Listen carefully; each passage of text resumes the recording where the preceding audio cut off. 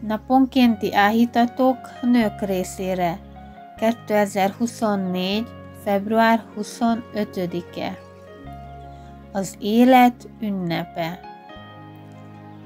Íme titkot mondok nektek. Mindnyájan ugyan nem alszunk el, de mindnyájan elváltozunk. Nagy hirtelen egy szempillantásban az utolsó trombita szóra, mert trombita fog szólni, és a halottak feltámadnak romolhatatlanságban, és mi elváltozunk. 1. Korintusi levél, 15. rész, 51 és 52. versek. Ha néztetek mostanában híreket, vagy sem, lehetetlen nem felfigyelni a mindenütt bekövetkező pusztításra, amely azzal fenyeget, hogy mindannyiunkat magával sodor. Rengeteg beszámoló érkezik olyanokról, akik árvizekben vesztették életüket. Egy lakástűznél a tűzoltók egy holttestre bukkantak a törmelékek között. Az európai háborúban az emberek szó szerint egyik pillanatról a másikra nem tudják, lesz-e idejük menedéket keresni az állandó, éjjel-nappal tartó bombázások elől. A minap híreket nézve tudatosultak bennem a különböző érzelmek, amelyek minden egyes híradással együtt hatalmukba kerítettek. Volt azonban egy, amely teljesen letaglózott, és elakadt a lélegzetem tőle. Egy anya és 4 gyereke meggyilkolásának megrázó híre.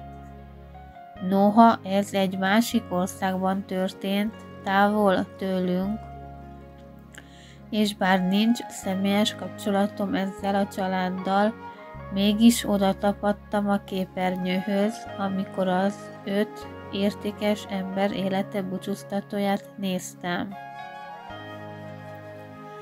Zsúfolásig megtelt barátokkal, rokonokkal, támogatókkal és a média munkatársaival a hatalmas előadóterem. Rendőrök és biztonsági őrök is jelen voltak a biztonsági protokollok betartása érdekében. Tapintható csend uralta a termet, mikor mindenki figyelme 5 koporsóra terelődött elől, amiket gyönyörű virágdíszekkel ékesítettek fel.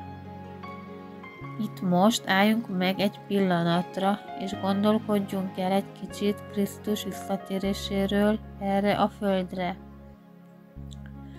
Több millióan lesznek jelen azon a nagy eseményen. Lesznek, akik még élnek majd, hogy tanúi legyenek a történésnek, míg mások feltámadnak a sírjukból. Pál így írja le azt a napot. Íme titkot mondok nektek. Mindnyájan ugyan nem alszunk el, de mindnyájan elváltozunk. Nagy hirtelen egy szempillantásban az utolsó trombita szóra, mert trombita fog szólni, és a halottak feltámadnak romolhatatlanságban, és mi elváltozunk. Hála Istennek, aki a diadalmat adja nekünk, ami Urunk Jézus Krisztus által. 1. Korintusi levél, 15. rész, 51-től az 57-ig terjedő versek. Barátaim, micsoda örök élet ünnepsége lesz, ugye? A mai áhítat Doreen Evans Yorke története volt.